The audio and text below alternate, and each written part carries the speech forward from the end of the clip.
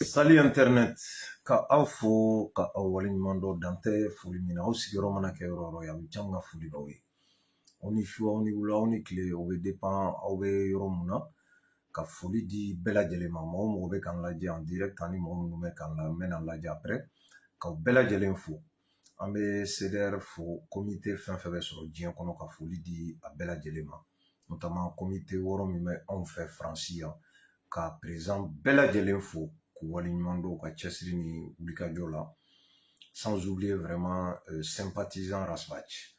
ka foli d'u ma o président ye Sidi Mohamed ye ani Kɔrɔ Jara k'u fo k'u waleɲuman dɔn cɛsiri ni wulikajɔ la dan tɛ foli min na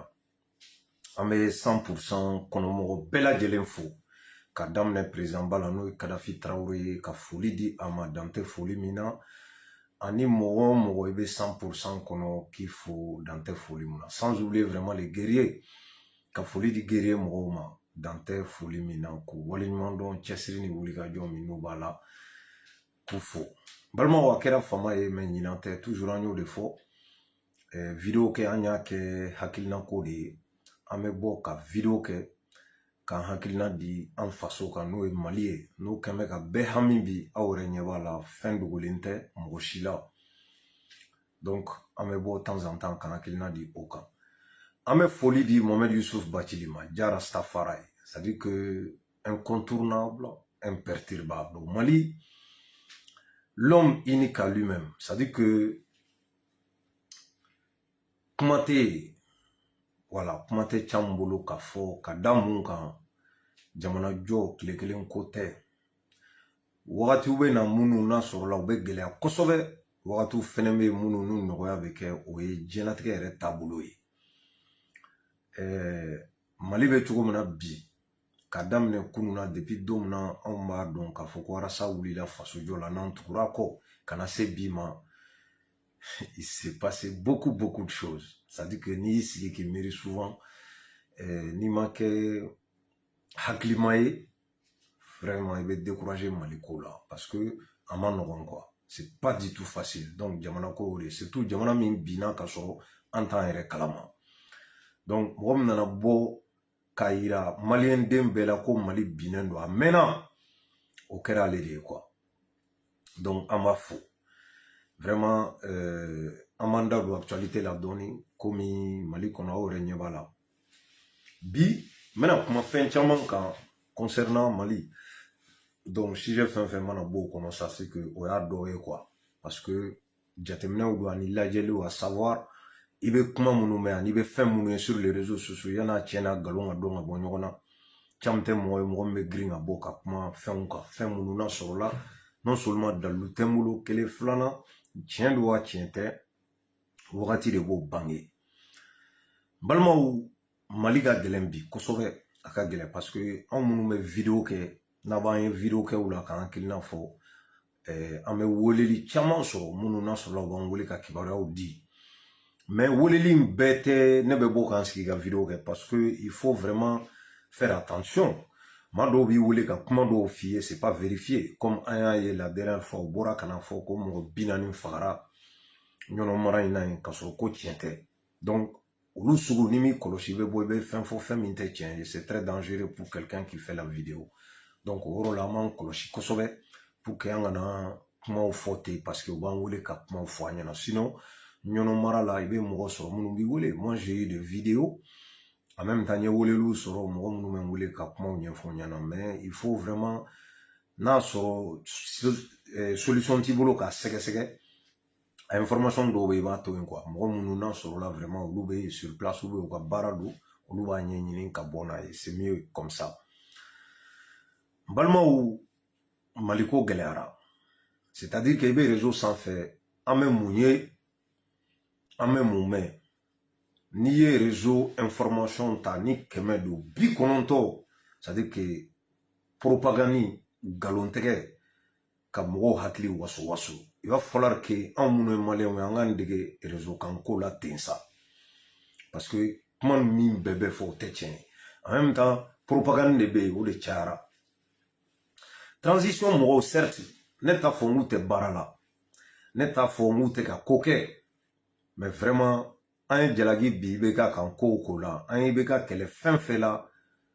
ne ye taa si la min bɛ ka ɲɛnabɔ o kɛlɛkun belebeleba dɔ ye jumɛn ye o ye centre bɛ cogo min na bi ka na se fo c'est à dire que n'i ye ɲɔnɔ mara yɛrɛ ta bi i jigi bɛ tigɛ i dabali bɛ ban c'est à dire que souvent moi je me pose la question n'a sɔrɔ mɔgɔ minnu bɛ k'an mara ni solution b'u bolo quoi parce que tiɲɛ ye makun ye mais n tɛ kuma yɛrɛ fiyefiyewu jamana kɔnɔdenw fɛ gɛlɛya waati la c'est à dire que c'est comme s'il y a pas d'autre solution a b'aw yɛrɛ ye quoi n'i ye ɲɔnɔ mara ta propagande caman de b'a kɔnɔ i bɛ mun jate minɛ i b'a ye k'a fɔ c'est vrai gɛlɛya bɛ ɲɔnɔ mara kɔnɔ kosɛbɛ bi a bɛ ka mɔgɔw jɔrɔ a bɛ ka maliyɛndenw siran mais an y'a ye kunna sini transition ka mɔgɔw minnu bɛ video kɛ ani minnu bɛ publication kɛ u bɔra ka na ko bombardement daminɛna ɲɔnɔ mara la u ye nin jihadisiya kɛ faga u ye nin kɛ tan u y'a don tan u y'a bɔ tan an tila ka na information mɛn o ɲɔnɔkan kelenw da k'a fɔ olu ma avion kelen kuma tɛ ka bombardement kɛ donc n'i ye nin bɛɛ fara ɲɔgɔn kan i bɛ mun de ye propagande c'est à dire que ka nkalon tigɛ ka transition mandiya mɔgɔw ye diyagoya la est ce que nin bɛ jamana jɔ bon nin kɛkun ye jumɛn ye fɛn fila mɔgɔ ko wari ko parce que minnu bɛ bɔ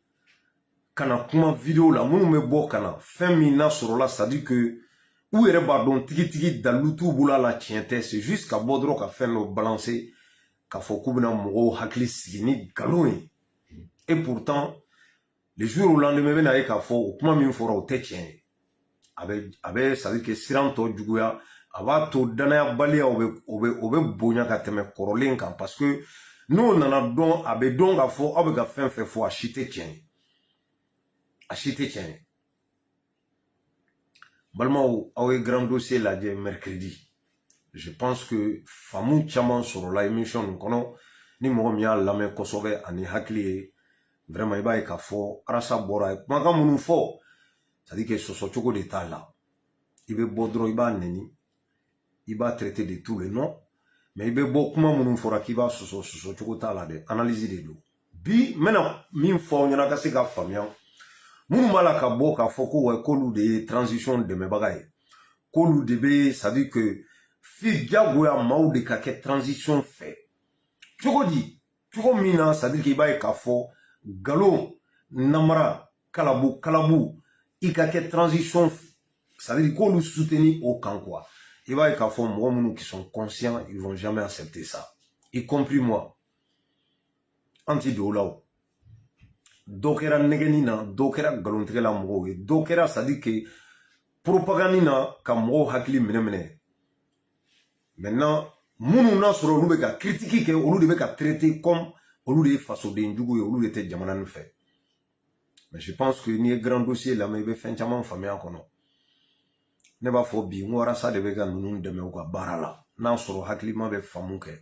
n'a sɔrɔ jamana jɔla i bɛ fɛ k'i ka jamana jɔ arasa bɛ ka bɔ ka émission minnu kɛ que ça soit Assimi a n'a ka cɛdenw ani Sugɛli i b'a ye k'a fɔ arasa ɲɔgɔn soutien tɛ yen ka tɛmɛ u bɛ ka maa minnu bila ka bɔ ka wari d'u ma n'u bɛ ka bɔ ka maaw buruja ani ka nkalon tigɛ mɔgɔw ye wallahi c'est à dire que bamananw b'a fɔ k'i jugu sara ka tiɲɛ f'i ye maa o maa gɛrɛlen b'i la maa o maa natalen b'i la a tɛ tiɲɛ f'i ye dɛ siga foyi t'a la donc minnu b'a la k'olu ye Sugɛli dɛmɛbaga ou bien k'olu bɛ transition dɛmɛ olu bɛ ka dɛmɛ sugu min kɛ ne b'a fɔ n ko tiɲɛni don wallahi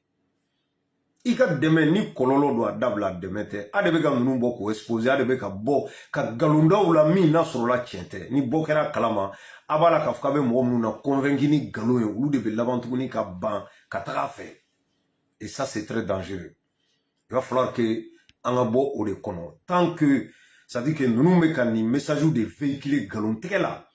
avion wulila dɛ ninnu fagara dɛ yɔrɔ sécurisera dɛ manamanakan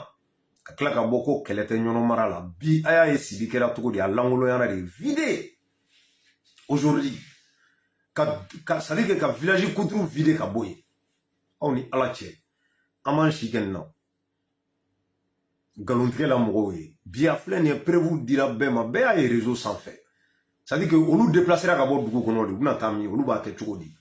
mɔgɔw bɛ kule la pendant ce temps dɔw bɛ propagande na réseau sanfɛ Bamako comme si rien n'était, c'est à dire que vie normale quoi. Souvent tu te poses la question n'a sɔrɔla k'a fɔ ko Mali yɛrɛ bɛ guerre la, ni transition est entre contre la, mais moi fɛn min tun bɛ se ka mɔgɔw hakili minɛ,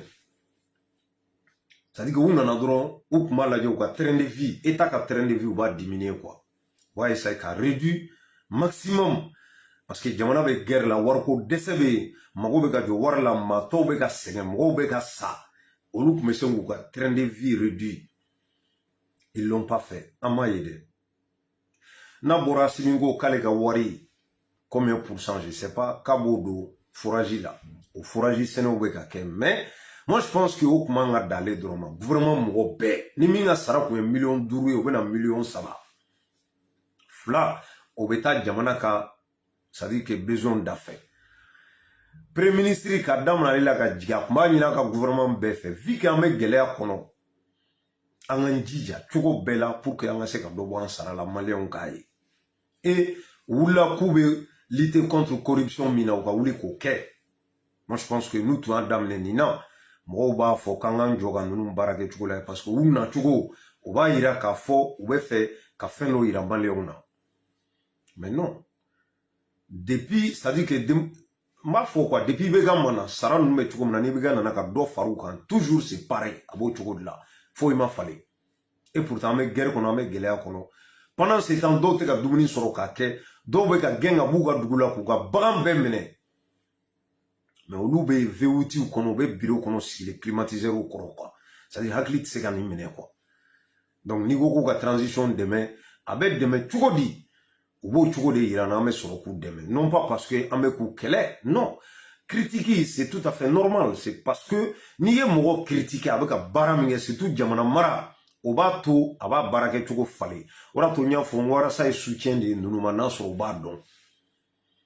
Sugɛli Arasa bɛ k'a dɛmɛ n'a sɔrɔ a b'a dɔn, walahi aw de bɛ kule la réseau kan, aw de bɛ kule la yɔrɔ wɛrɛ la, sinon Sugɛli b'a dɔn co Arasa bɛ ka min kɛ ale dɛmɛli de don, parce que pousser quelqu'un à ka clé, à ka baara ɲuman kɛ, o tɛ kɛ k'a nɛgɛ k'a kulokɔrɔ duman fɔ a ye, sinon a bolo ko bɛ cogo min na, o de y'a cogoya ye, a bɛ continuer n'o chemin de ye. Donc moi je pense que mɔgɔ n'a sɔrɔla i bɛ réfléchir, i b'a dɔn mɔgɔ minnu b'i dɛmɛ, surtout n'i bɛ jamana jɔ la, olu bɛ bɔ ka critique minnu kɛ, ani k'i ka ko kɔrɔ minnu n'i y'a fɔ, pour que i bɛ don min na i ko bi e de bɛ ɲɛfɛ, e de bɛ ka jamana diriger, i ka se k'i tilen. Parce que Arasa y'o fɔ, non pas parce que ko Sugɛli bɛ yen bi k'a ye ko dɔw kɛ kunun, ou bien a ye kuma dɔw fɔ ko bi k'a tɛ se ka baara ɲuman kɛ, non mɔgɔ t'o fɔ, parce que Arasa yɛrɛ ka kuma kɔrɔw bɛ yen a b'a fɔ, c'est à dire que bi mɔgɔ lankolon bɛ se ka kɛ sini mɔgɔ ɲuman ye, ça c'est très clair. Et Sugɛli ninnu nana faamu k'a fɔ, c'est à dire que maliyɛnw da tɛ bɔrɔ kɔnɔ bilen, an ka politicien caman bɛ yen o y'o faamuya déjà, k'a fɔ maliyɛnw t'u sigi bilen k'a ye a bɛ k'u la, u bɛ bɔ u bɛ kuma wa u b'i critiquer wa u b'i kɛlɛ. Caman y'o faamuya sisan. Donc n'i nana tu es obligé de travailler. Tant que an b'i nɔfɛ cucucu ko bɛ ko la fɔlɔ olu tun bɛ kɛ, maintenant c'est quasi impossible olu ka se ka kɛ.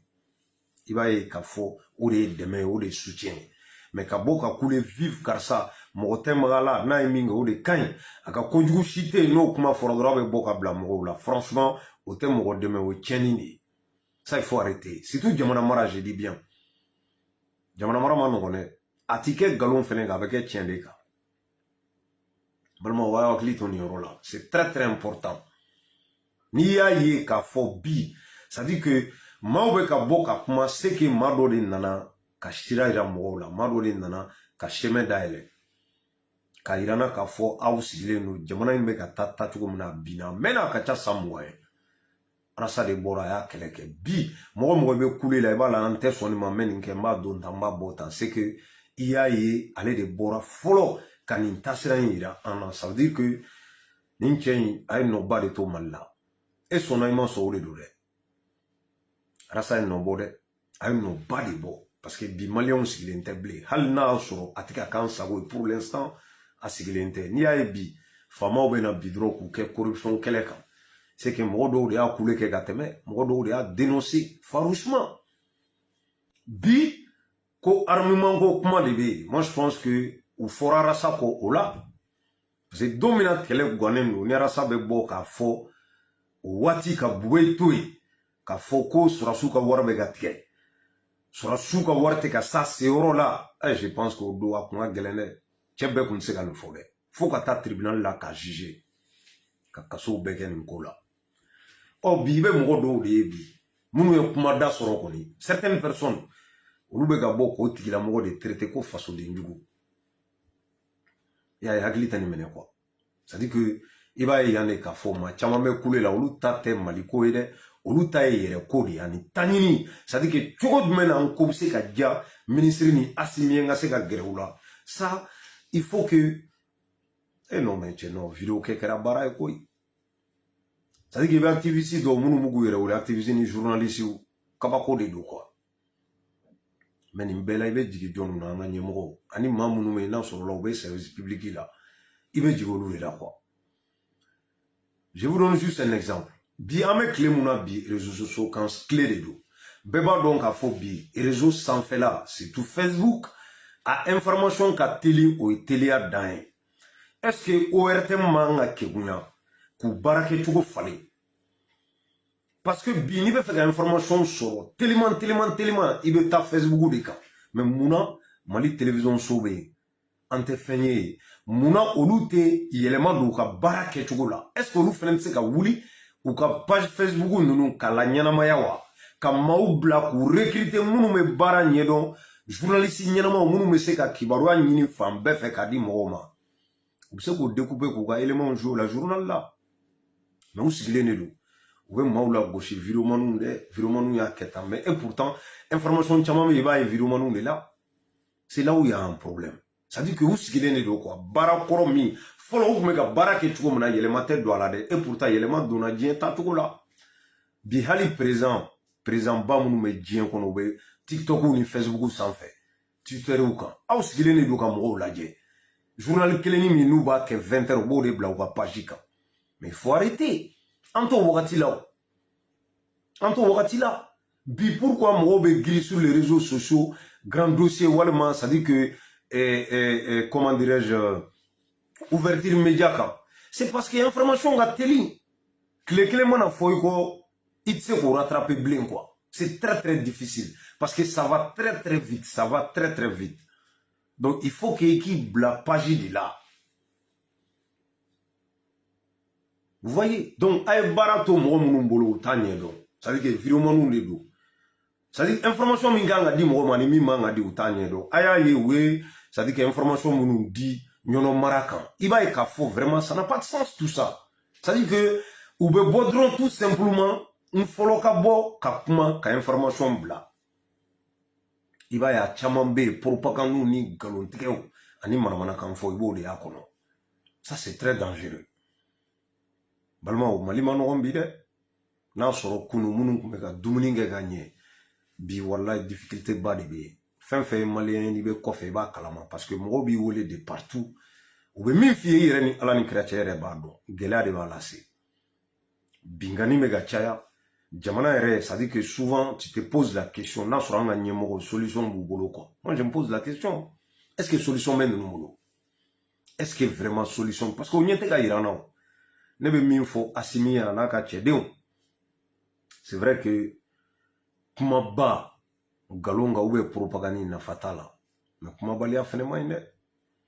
qui sigite foi wallahi problème de bala présent chité na gwana kite kuma c'est tout bi ça dit que nyono marabe tuko mena anga nyemo chité mi mega boka kuma sugar te ki dato ala asiminte ga kuma Sadio Camara personne encloté foi là quoi ça dit que nous me couler bella mais halibi ka bodron ka aklisigi di malioma ils arrivent pas à les faire il y a un problème. Il y a un problème. Il va falloir qu'il y ait un bon nom, quoi. Ça n'a pas de sens tout ça là. Ça dit que Jamana nabe joabi jo tienka, certes. Ko chamame gele abala, amba do fena on Jamana me chukumna, ka gele. Mais qui m'a ite kuma fie. Mais John bena kuma. Ame John la me anji dale no John kana aute. John be se ka mbo bolola ni aute. O auko kaute kuma. O de auka stratégie di. Non, ne ba fongo e décédé. Kuma balia est décédé, wallahi. C'est-à-dire, mais wati do kono bi, c'est la guerre médiatique. Hein. Information, ça va très vite. Et il va y faire, kuma do be bo munu nous te chien. c'est-à-dire derrière il kan ka mun ye o ye gouvernement fɛnɛ de kan ka réseau suit de près kuma mana bɔ kuma min ni tiɲɛ tɛ aw yɛrɛ b'a dɔn jɔn nin ko in tɛ tiɲɛ ye tout de suite a bɛ bɔ ka démenti k'a tigi bila k'a ka information jigin ka bɔ yen mais non i b'a sɔrɔ u bɛ tile 2 ni 3 kɛ après de olu bɛ communiqué dɔ bila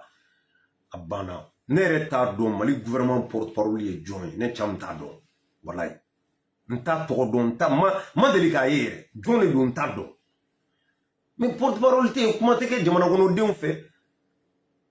bɛɛ c'est à dire que ɲɛmɔgɔw sigilen don dɔrɔn k'an lajɛ donc propagande de b'an yɛrɛ ma ni ɲɔgɔn cɛ minnu bɛ k'a fɔ ko diyagoya ko mɔgɔw ka fanga soutenir olu de bɛ bɔ ka propagande kɛ ka bɔ ka information sugu dɔw bila ka mɔgɔw jatigɛ ɔ n'i bɔra n'i ko nin kɛra a ma ɲɛ u bɛ bɔ u b'i nɛni u b'i buruja c'est à dire que u bɛ kuma sugu bɛɛ f'i ma parce que dɔrɔn e t'olu ka hakilina nɔfɛ et pourtant les mêmes personnes aujourd'hui qui dit que fɛn tɛ fɔ nin gouvernement ma fɛn tɛ fɔ Sugɛli ma olu de ye kunun sini Salo, olu de y'o bɛɛ kɛ u bɛ ka i bɛ ka kɛlɛ mun na ko ka gestion ma ɲɛ est ce que an bɛ don min na i ko bi ninnu ka gestion a bɛ ka ɲɛ wa an ka élection ko yɛrɛ to yen ça c'est autre chose mais est ce que sécurité aw ɲɛ bɛ nɔ la k'a bɛ ka bɔ a la wa moi je vois pas yɔrɔ jumɛn bɛ ko sécuriser la y en a pas a tɛ yen nin yɔrɔ la yan nɔ an bɛ foli di an ka sɔrɔsiw ma maliyɛnw an bɛ foli di sɔrɔsiw ma minnu sɔnna ka tenni ta wallahi ka taa u yɛrɛ nin di jamana nin b'a dɔn cɔ c'est à dire que recrutement bɛ ka kɛ pendant que Mali bɛ guerre la i b'a dɔn n'i taara nin na ka taa front na c'est à dire que ni si man ca i bɛ to yen quoi o bɛɛ la maaw olu de ye jamana c'est à dire olu b'u ka jamana fɛ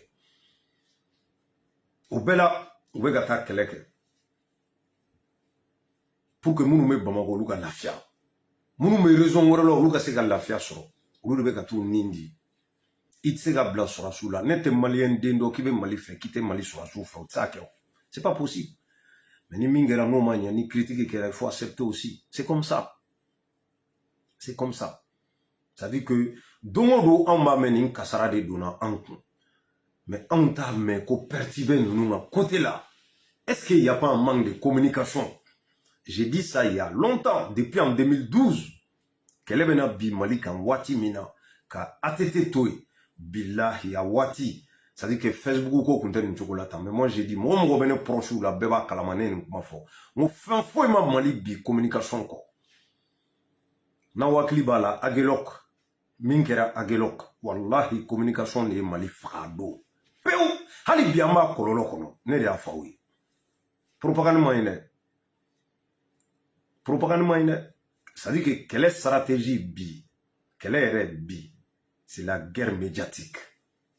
o jɔyɔrɔ min bɛ kɛlɛ la wallahi a ka dɔgɔ fɛn min jɔyɔrɔ b'a la dɛ kɛlɛ tɛ arme dɔrɔn ye face à face ka mugu ci ɲɔgɔn na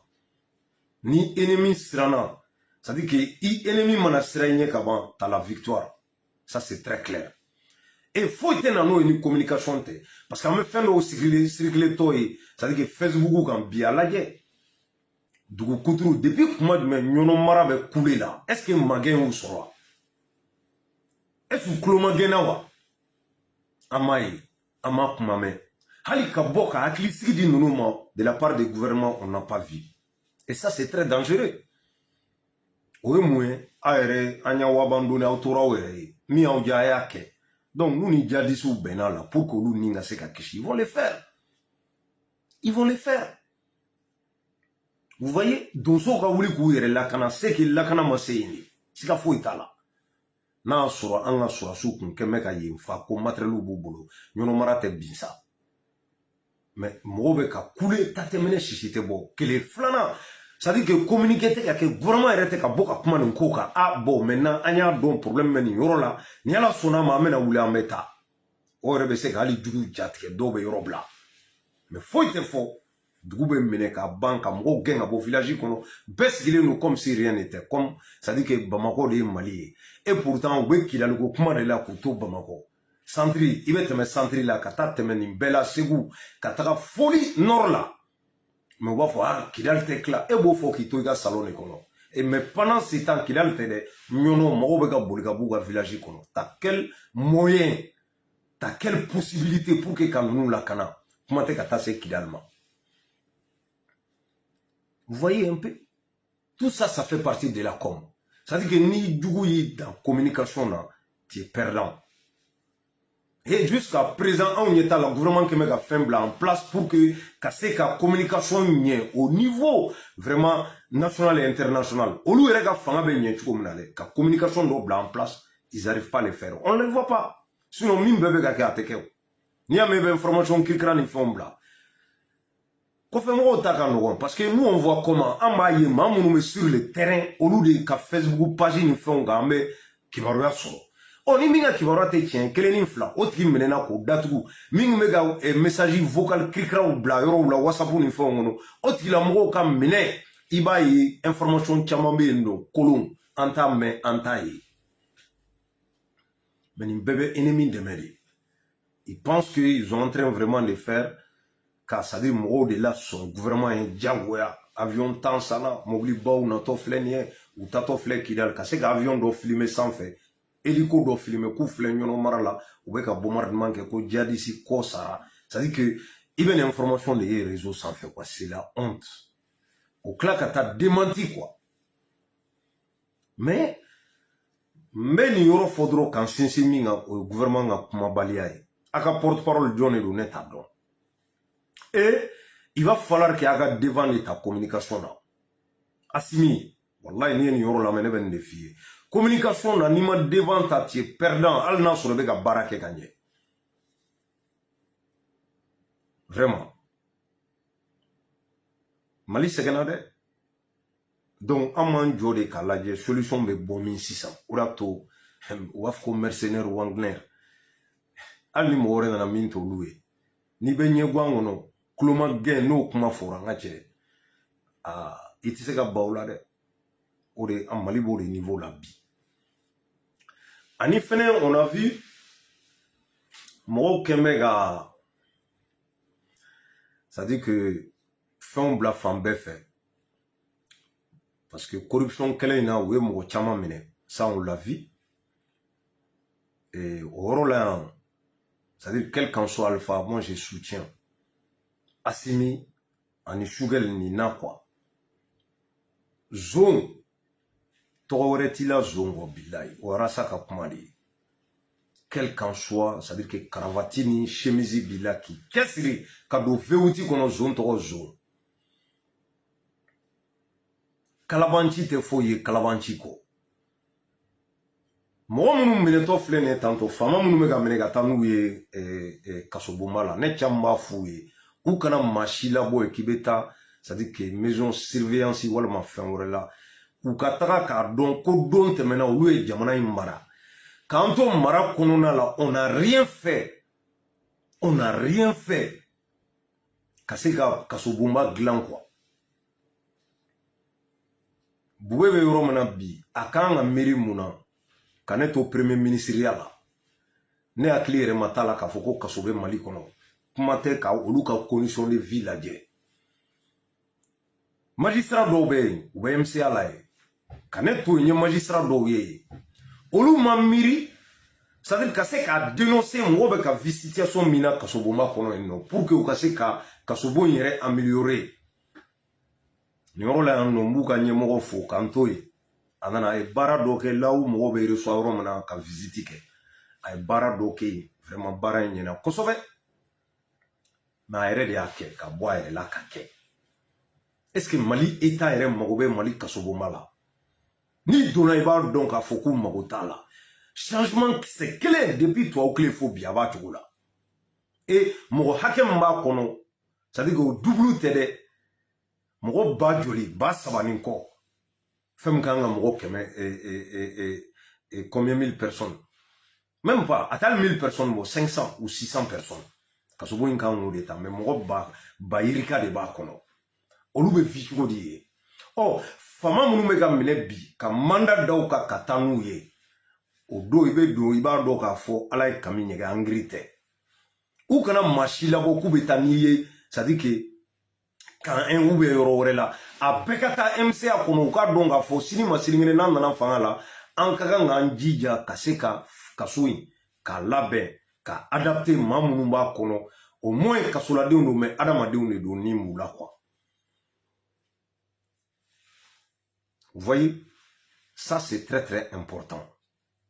Que ni no yera vérificateur ka fin morabi. On l'a vu. Anya ye mamunu na sur la ça veut que service trop folendo ala. Ah ni no be ko le betade.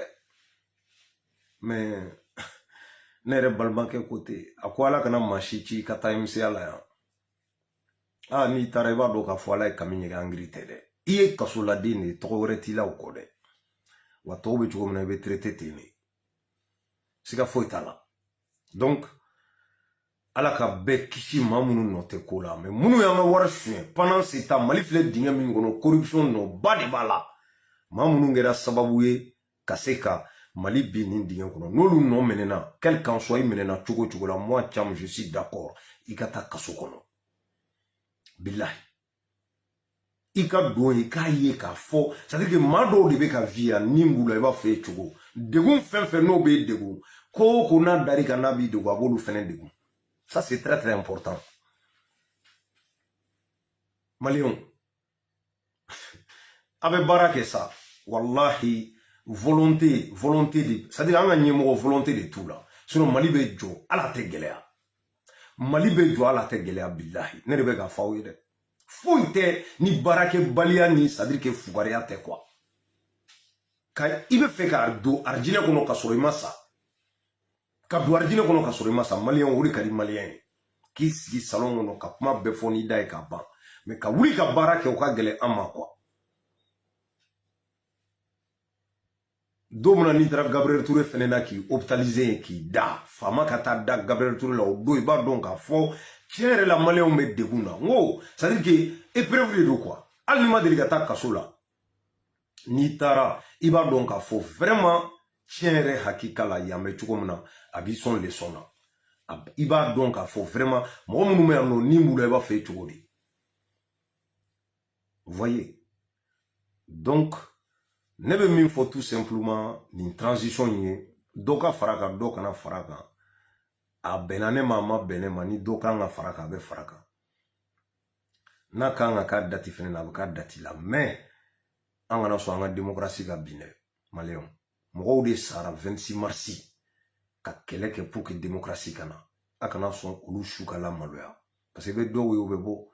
we publication ke asimi jusqu'à 2040 mais e boko fo join et malien ne fene yayi amana ke herem yambe ni mala ni bonne fene do abambe so. Vous voyez, donc ante ala de la ka tien transition boulot parce que na tien transition boulot allez janye mo manana tseka nya boulot ou bien ça va prendre du temps pour que ça barake kanye.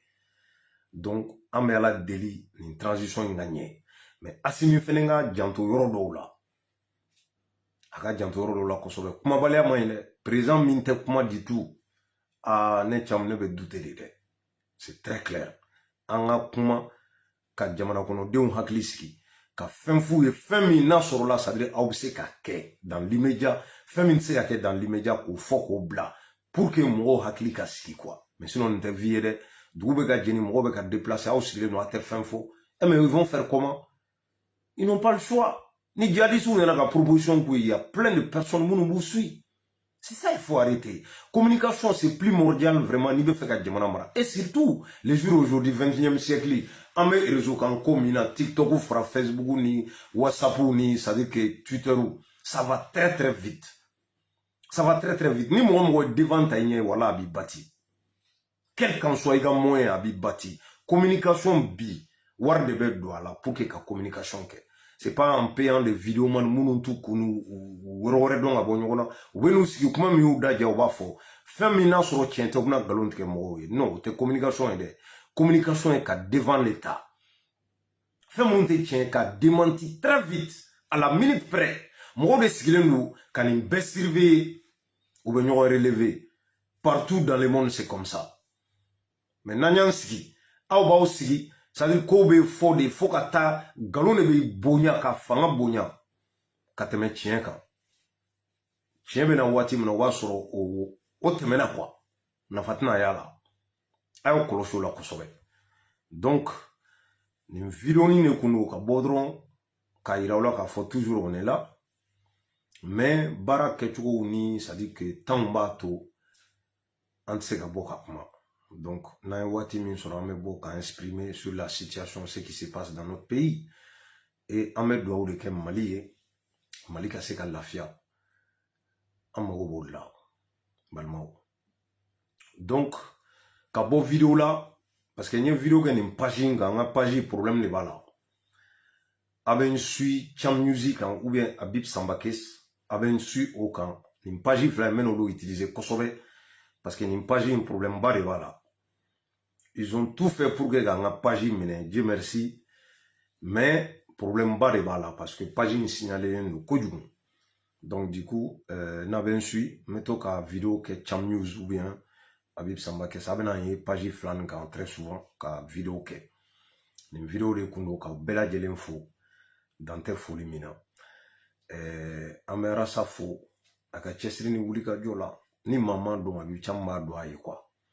ni mɔgɔw ko ko fasoden jugu don ne b'a fɔ n k'a ɲɔgɔn fasoden ɲuman tɛ Mali kɔnɔ o ye ne ka kuma ye wallahi il a beaucoup fait pour ce pays là mais Rasa faamuya man di dɛ c'est très très difficile parce que galon mana caya galontigɛla mana caya jamana kɔnɔ jamana min n'a sɔrɔla i b'a dɔn a binna ka se nin niveau la pour que maaw ka se ka sɔn e ka tiɲɛ ma baaraba de b'a la baara b'a la dɛ mais n bɛ exemple kelen de d'aw ma aw b'a faamuya quoi Rasa bɛ nin kɛlɛ in na a mɛnna il y a très longtemps depuis mɔgɔ t'a dɔn fo bi mais n balimaw c'est pas une seule fois a ye maliyɛnw dɔgɔya quoi c'est à dire que o ye kabako de ye quoi c'est très rare chez les Africains tile kelen ka bɔ ko ne ye nin fɔ aw ye a kɛra ou bien ne ye kɛlɛ bɛɛ kɛ aw ma ne suit bi aw fila degun kɔnɔ a ma bɔ Rasa da quoi et ça c'est un homme vraiment parce que bi bɛ mɔgɔ dɔw ye réperté minnu bolo tafantu la filafilamanani réseau sanfɛ ah bon fɔlɔ mɔgɔw tugura Rasa kɔ a y'i cunna an ye a y'an deya a y'an jigi tigɛ i b'a ɲininka quoi a tɛ se ka foyi f'i ye o bɛ jama wu de nɔfɛ c'est à dire que yɔrɔ min n'a ka di bi olu bɛ yen de kolokolobaw les oiseaux de bon coin u bɛ bɛɛ nɔfɛ d'après Kawujum n'u ye buruja ka fɛn dɔ kama sini u bɛ bɔ u bɛ mɔgɔ wɛrɛ buruja u bɛ yala de la ten tɔ c'est à dire que ils gagnent leur pain dans ça an t'olu jate mais en réalité Rasa ye kɛlɛ min bɛɛ kɛ fo ka na pas une seule fois ne y'a ye a bɛ k'a fɔ maliyɛnw ye nin jo b'aw la dɛ parce que ne ye nin bɛɛ fɔ aw ye fɛn fɛn ni cɛ y'a kuma n'a kɛlɛ kɛ a bɛɛ nana jɔ kɛnɛ kan o de y'a to bi ne b'a fɔ aw ɲɛna grand dossier a y'a lajɛ mercredi tɛmɛnɛ a ye fɛn fɛn bɔ k'a di analyse fara c'est à dire que élément fɛn fɛn bɛ yen n'a y'a joué kelen tɛ yen pardon k'i bɛ bɔ k'i b'a fɔ ko nin tɛ tiɲɛ ye a bɛɛ tout sans exception donc Rasa ka kɛlɛ cɛsiri de don ani wulikajɔ maa minnu b'a nɔfɛ saliya t'a ko la dɛ saliya t'a la parce que nin kɛlɛ in ma nɔgɔn quoi tiɲɛtigi kelen jamana kɔnɔ c'est à dire que jamana min falen don galontigɛla la a ma nɔgɔn dɛ bɛɛ ko n ta bɛɛ ko n yɛrɛ bako bɛɛ bɛ ko ne ka bɛɛ fɛ ka ye bɛɛ tout le monde sans exception o kɛlɛ ma nɔgɔn dɛ i bɛ fɛn fɛn fɔ a tɛ don hakili fɛ olu yɛrɛ mago bɛ mun na dɔrɔn c'est à dire que n bɛ n diya yɔrɔ min na n bɛ considérer yɔrɔ min na n bɛ dɔ sɔrɔ yɔrɔ min na n bɛ n ɲɛsin yen de la balimaw nin vidéo de don ka kɛ k'aw bɛɛ lajɛlen fo ka kɛ tout le temps ka bɔ o temps tɛ yen kɛnɛya fɛnɛ b'o ɲini mais temps en temps ka bɔ ka hakilina di a bɛ k'o ye quoi ni ala sɔnna a ma mais an bɛ yan basi foyi t'an na an ma taa an tɛ taa an tɛ mɔgɔ ci on est là ka 100% kɔnɔmɔgɔ bɛɛ lajɛlen fo balimaw maa ma bɛ 100% kɔnɔ ani gere cɛdenw ni o porte parole ye Lion Kotaba ye ka foli d'aw bɛɛ lajɛlen ma balimaw an bɛ ɲɔgɔn bila nin yɔrɔ la yan nɔ one love à vous tous Rastafari